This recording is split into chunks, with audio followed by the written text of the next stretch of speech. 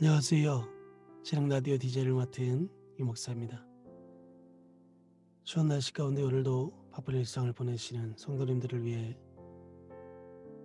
내 마음대로 된 것이 하나도 없었다 라는 책을 가지고 성도님들과 함께 하겠습니다. 자, 볼륨을 적당히 높여주시고 이제 시작합니다. 기다림. 오늘 주제 말씀은 창세기 29장 16절에서 20절. 라반의 두 딸이 있으니 언니의 이름은 레아요 아우의 이름은 라헬이라. 레아는 시력이 약하고 라헬은 곱고 아리따우니 야곱이 라헬을 더 사랑함으로 대답하되 내가 외삼촌의 작은 딸 라헬을 위하여 외삼촌에게 7년을 섬기리이다. 라반이 이르되 그를 내게 주는 것이 타인에게 주는 것보다 나으니 나와 함께 있으라. 야곱이 라헬을 위하여 7년 동안 라반을 섬겼으나 그를 사랑한 까닭에 7년을 며칠같이 여겼더라. 베델에서 야곱이 나의 하나님을 만났다. 하나님을 나의 하나님이라고 고백하며 결단했다. 그러나 그 고백 후에 곧바로 거룩한 인생을 살아가지 못한다. 나의 하나님이라고 결단했어도 그가 순식간에 변하지는 않는다. 그런 야곱의 인생에 천천히 계속해서 하나님께서 역사하신다. 하나님은 우리를 기다려 주신다. 하나님께서 우리를 기다려 주신다. 속이는 자를 속이는 사람. 야곱이 라반의 집으로 가는 여정이 가벼운 발걸음은 아니었다. 갈등의 시간이었다. 내가 어떻게 살아가야 할까? 나는 무엇을 위해 살아야 할까? 고민하는 야곱에게 살아가야 할 이유가 생긴다. 외삼촌의 집에서 라헬이라는 예쁜 여인에게 첫눈에 반한 것이다. 라헬에게 레아라는 언니는 있었다. 레아는 눈이 안 좋았다. 눈이 아예 안 보이는 사람은 아니고 눈이 약한 사람이다. 눈이 안 좋다는 말만 있지 못생겼다는 이야기는 없는데 야곱이 좋아하지 않았다. 라헬은 매력적이고 레아는 그런 면이 떨어진다. 야곱이 라반의 집에 와서 20년을 산다. 한두 해도 아니고 20년을 살며 젊은 시기를 다 보낸다. 그 시작은 야곱이 라헬을 위하여 일하며 7년을 머슴으로 사는 것부터 시작된다. 7년을 머슴같이 해서 여자를 얻는 것이다. 로맨틱한 이야기다. 야곱은 자기가 원하는 것은 꼭 쟁취하는 사람이다. 그래서 어떤 주석가는 야곱이 라헬을 사랑한 것도 있겠지만 야곱이 라헬을 갖고 싶었던 욕구가 컸다. 그래서 자기가 갖고 싶은 것을 위하여 야곱이 그 모든 것을 드렸다고 말하기도 한다. 야곱이 그렇게 7년을 보냈는데 야곱을 속이는 사람이 등장한다. 속이는 자를 속이는 사람이라니 보통 사람이 아니다. 야곱이 당한다. 죄를 지면 반드시 그 죄값을 치른다. 성경은 분명하다. 죄값은 죽음이다. 야곱이 사랑했던 라헬을 얻기 위해 7년을 노력했는데 신방에 레아가 들어왔다. 라반에게 가서 어떻게 나를 이렇게 속였습니까? 하고 따졌는데 라반이 아주 태연하다. 우리 동네는 아우를 언니보다 먼저 시집가는 동네가 아니야. 약한 사람은 아주 쉽게 자기중심적으로 이야기한다. 내가 뭘 잘못했니? 우리 동네에서는 그렇게 안 해. 하고 나를 위하여 악하게 이렇게 표현하는 것이다. 그래서 그는 그렇게 말한다. 라반은 너는 나를 위해 7년을 더 일해라. 악한 사람은 악한 방편으로 얼마나 머리가 좋은지 자기를 위해 7년을 더 일하라고 말하되 그 이야기만 하면 미쳐버릴 수 있으니 또 다른 제안을 한다. 7일 후에 라헬도 줄 테니 너는 7년 동안 더 섬기라고. 악한 자들은 악한 쪽으로 발달해서 악하게 야곱을 잡고 흔든다. 세상 친구들이 다 버려도 하나님이 하시고 세상에서 실패해도 하나님이 내 손을 잡아주시는 것이 진정한 축복이다. 하나님과 함께 삶을 살자. 어떤 상황에서도 이러한 이렇게 악을 행하며 자기의 부를 위해 사는 지독한 삶이 되지 않도록 하자. 무슨 수를 써더라도 성공하는 것은 하나님 중심의 삶이 아니다. 남의 눈에 피눈물 흘리게 하며 살아가지 말라. 예수 믿는 사람은 그렇게 살지 않는다. 예수 믿는 사람은 손해도 보고 좁은 길로 가야 한다. 악을 악으로 갚지 말자. 야곱이 7년을 또 섬긴다. 7일 후 라헬을 얻고 나서 야곱도 반격할 수 있지만 반격하지 않는다. 지금까지 해온 모습을 보면 아버지도 속이고 형도 속이는 인간인데 외삼촌에게 반격하지 않는다. 베델의 시간이 있었다. 나의 하나님이라고 고백하는 시간이 있었다. 야곱의 삶 속에 작지만 변화가 시작되고 있다. 욕심의 세상을 붙잡았던 야곱의 안타까운 인생에서 하나님의 마음에 합한 삶을 향한 믿음의 작은 걸음이 시작되고 있다. 삶 속의 작은 변화가 시작되는 것이 신앙생활이다. 창세기 29장 25절에서 26절에 보면 야곱이 아침에 보니 레아와 라반에게 이르되 외삼촌이 어찌하여 내게 이같이 행하였나이까? 내가 나이를 위하여 외삼촌을 섬기지 아니하였나이까? 외삼촌이 나를 속이심으로 어찌 내미니까? 라반이 이르되 언니보다 아우를 먼저 보내주는 것은 우리 지방에서 하지 아니하니다 바이다. 언니보다 아우를 먼저 주는 것은 우리 지방에서 하지 아니하는 것이라는 이 대답에는 많은 허점이 있다. 그 지방에서 안 하는 일이라고 했지 하나님을 믿는 라반의 가정에서 안 하는 일이라고 말하지는 않았다. 신앙생활 하면서 보이는 허점의 하나가 세상이 이렇게 안 한다. 요즘 교회들이 다 이렇다. 요즘은 예수 믿는 사람도 이렇게 산다라며 타협하는 것이다. 누가 굳이 그렇게까지 하냐? 굳이 그렇게까지 믿냐? 누가 요즘 그렇게까지 하냐 하면서 세상과 교회의 전통말을 따르고 거칠이로 기독교 생활을 하고 신앙적인 결단은 하지 않는 경우가 많다. 마지막 시대 우리의 삶의 기준은 세상이 아니고 세상 사람이 아니며 교회 안에서까지 침투한 세속화된 문화도 아니다. 우리의 삶의 기준은 오직 예수 그리스도시다. 라반은 이 지방이 그렇지만 우리 집안에서는 그러지 않나 이렇게라고 대답하지 못하고 나도 어쩔 수 없었다고 핑계를 댄다. 어쩔 수 없는 것이 아니다. 꼭 그렇게 살아야 하는 것이 아니다. 핑계대지 말라.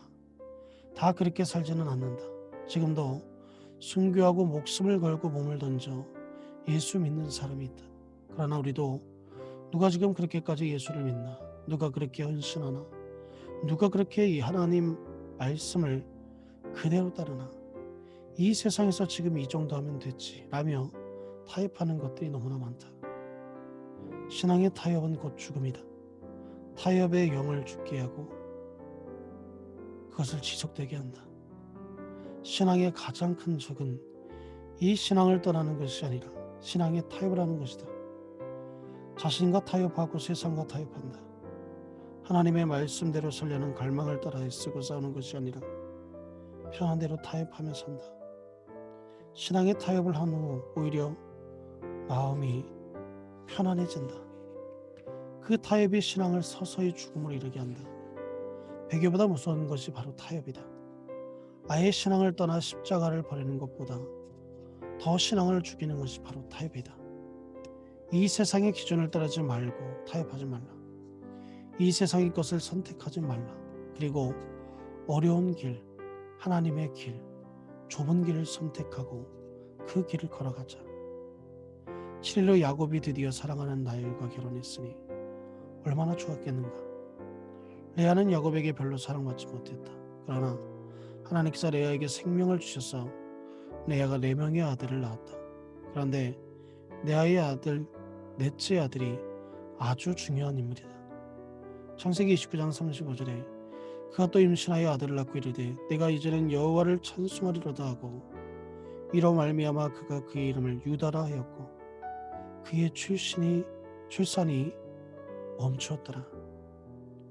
레아의 넷째 아들 유다는 왜 중요한가? 예수님의 나인이기 때문이다. 예수님이 유다 지파로 나셨으니 유다는 예수님의 조상이 된다. 그래도 레아가 되고 싶은 사람이 있을까? 여인의 입장에서는 다 라헬이 되고 싶지 않겠는가? 나일처럼 사랑받고 살게 해달라고 기도하고 싶지 않을까? 이 땅에 살면서 예수님의 라인에 조상이 된다는 것보다 더 영광스러운 그런 일이 있겠는가? 이 레아가 너무 부럽다고 읽혀져야 하는데 그렇게 읽혀지지 않는다. 나는 그래도 유다 엄마가 되고 싶다라는 사람이 찾기 쉽지 않다. 예수님의 나이라고 해도 레아가 되고 싶은 생각은 없을 정도로 우리의 마음속에 세상의 가치가 가난하다. 예수님이 나의 모든 것이다. 예수님을 붙잡는다 말하지만 내 안에서 예수님의 가치의 실상은 어느 정도인지, 땅에 떨어져 있지는 않는지 정직하게 돌아봐야 한다. 예수가 최고의 가치인데 레아가 매력적이지 않고, 예수가 최고의 가치인데 레아의 축복이 그리 크게 생각되지 않는다면 우리는 정말 예수 믿는 사람들인가? 주 예수 그리스도보다 귀한 것이 없는 사람들인가? 얼마나 우리 속에 세상에 들어와 있는지 다시 한번 돌아보고 깨닫고 정신 차리는 시간이 필요하다. 야곱을 보며 저놈 나쁜 놈이라고 쉽게 말하지만 야곱의 모습과 우리의 모습이 얼마나 다를까? 베델에서 나의 하나님이라고 고백했던 야곱이 조금씩 변화되고 있다면 우리 삶 속에서도 하나님을 만나고 붙잡는 역사가 이루어지고 있는지 확인해야 한다. 놀라운 일은 이러한 나의 주님께서 지금 이 시간에도 기다려주고 계시다는 것이다.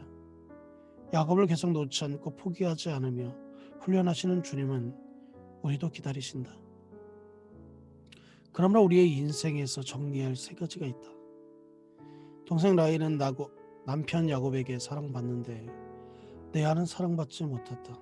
그런데 하나님께서 동생에게는 생명을 주지 않으시고 레아에게는 그 외로움과 아픔을 하시고 생명을 주시더니 넷째 아들은 예수 그리스도의 조상이 된다. 어느 레아가 아들 넷을 낳는 동안 라헬은 계속 자녀를 못 낳아서 자기 요정 비라를 통해 아들 둘을 낳았다. 그래도 아마 속이 상했을 것이다. 다 가진 사람은 없다. 그래서 부러워할 필요가 없다. 내가 저 사람처럼 뭐가 있었으면, 저 가족은 참 화목해 보이네, 저 사람은 저렇게 돈도 잘 버네 하고 누군가를 부러워할 수 있지만 막상 그 사람과 마주 앉아서 가슴을 열고 이야기해보면 사는 것이 다들 쉽지 않다.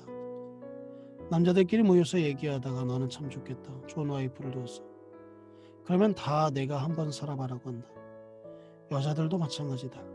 그 남편은 너무 좋다, 참 자상하다고 하면 내가 데려가서 한번 살아봐라고 한다. 자신의 삶에서는 다들 부족함을 느끼는 것이다. 우리의 부족함은 천국에서 끝난다. 천국에 가야 부족함에서 완전히 자유로워지지 이 땅에서는 부족함이 있을 수밖에 없다. 죄가 들어선 이후 세상은 불완전한 곳이다.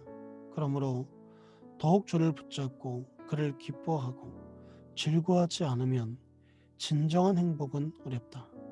부족함, 두려움, 부러움, 이 세 가지는 마음에서 일어나는 일들의 기본이다. 부족하다고 느끼면 욕심이 생긴다.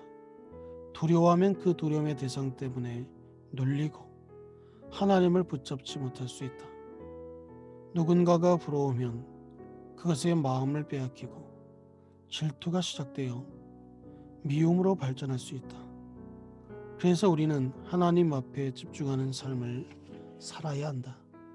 하나님께 집중하고 세상에 마음을 두지 않도록 연습하고 또 연습하자. 하나님께서 가장 큰 영광을 돌리는 방법은 하나님께 만족하는 것이다. 오늘을 만족하는 것이다. 존 파이퍼 목사님은 항상 우리가 가장 만족할 때 하나님께서 가장 큰 영광을 받으신다 라고 말씀한다. 자녀가 아버지에게 만족하고 그를 신뢰할 때 가정이 행복해진다. 하나님 한 분만으로 만족하자. 입술의 찬양만 그리 부르지 말고 우리의 삶으로 노래하자. 그분 한 분만으로 만족한다고. 야곱이 결혼 생활을 시작하고 라반의 집에서 일하는 세월 동안 라반은 큰 부자가 됐다. 야곱이 열심히 일했고 분명하게 하나님의 축복이 그와 함께 하셨으며 그가 가는 곳에 부가 쌓이기 시작한다. 야곱이 그것을 보고 얼마나 자신 있게 이야기하는지 모른다. 창세기 30장 30절에 내가 오기 전에는 외삼촌의 소유가 적더니 번성하여 때를 이루었으니 내 발이 이르는 곳마다 여호와께서 외삼촌에게 복을 주셨나이다. 그러나 나는 언제나 내 집을 세우리까. 야곱이 이제 당신이 번성하게 되었는데 나는 언제 내 집을 사겠습니까? 나도 이제 아내도 있고 애도 있는데 언제 내 집을 세우겠습니까? 하니 이제 임금을 정하기로 한다. 창세기 30장 32절에 오늘 내가 외삼촌의 양떼에 두루다니며 그 양 중에 아롱진 것과 점 있는 것과 검은 것을 가려내어 또 염소 중에 점 있는 것과 아롱진 것을 가려내리니 이 같은 것이 내 품값이 되리이다. 양이나 염소가 나오면 한 색깔의 경우가 많지 얼룩일 경우가 드문데 야곱이 얼룩질 것만 내 것으로 생겼다고 하자 라반은 너무 좋아하며 그래 좋다 그렇게 하자고 한다.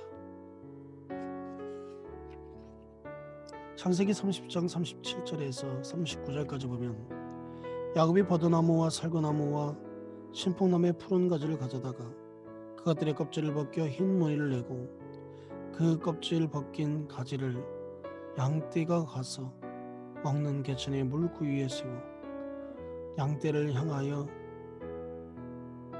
그때가 물을 먹으러 올 때에 새끼를 베니 가지 앞에서 새끼를 뱀으로 얼룩얼룩한 것과 점이 있고 아롱진 것을 낳은지라. 얼룩무리를 낸 가지를 물구 위에 놓아 양들이 와서 그것을 보며 물을 먹으며 얼룩진 새끼가 나온다. 이게 가능한 일인가? 나도 어려서 이 부분을 야곱이 사기를 친다, 야곱이 또 술수를 행한다라고 귀에서 배운 적이 있지만 이건 가능한 사기가 아니다. 몇몇 주석에서도 야곱이 사기를 쳤다거나 그때 유명했던 어떤 특별한 정통 방법을 썼다고 하는데 나는 동의가 안 되고 고민이 많았다. 그러다가 종교개혁을 했던 존 칼빈의 글을 찾게 된다. 칼빈은 야곱의 인생이 베델의 시간 이후에 조금씩 변화되어 하나님의 사람으로 예배의 자리에 서며 조금씩 하나님을 붙잡기 시작했다는 것에 주목한다. 칼빈은 하나님께서 야곱과의 사이에 그의 믿음의 모습으로 가지를 세웠다가 놓고 그것을 보고 물을 먹게 하는 약속이 있었다고 말한다. 야곱이 하나님의 약속을 기억하고 하나님 얼룩진 양을 잘 안 나오잖아요. 그러나 하나님은 저를 축복하시는 하나님이심을 믿습니다. 제가 그것을 선택할게요 할 때 하나님께서 야곱에게 그러면 내 믿음의 모습으로 이렇게 가지를 세워서 양떼가 그것을 보고 물을 먹게 해라. 이러한 약속이 있었으리라는 것이다. 제임스 몽고메리 보이스도 이러한 칼빈의 주장에 동의한다. 야곱의 제 것이 아닌 것에 욕심을 냈던 사람이다. 아버지와 돈을 사랑해서 아버지도 속인 사람이다. 형제도 필요 없고 돈만 있으면 된다고 생각했던 사람이다. 그런데 베델에서 나의 하나님을 고백한 후 그가 조금씩 변화되기 시작했다.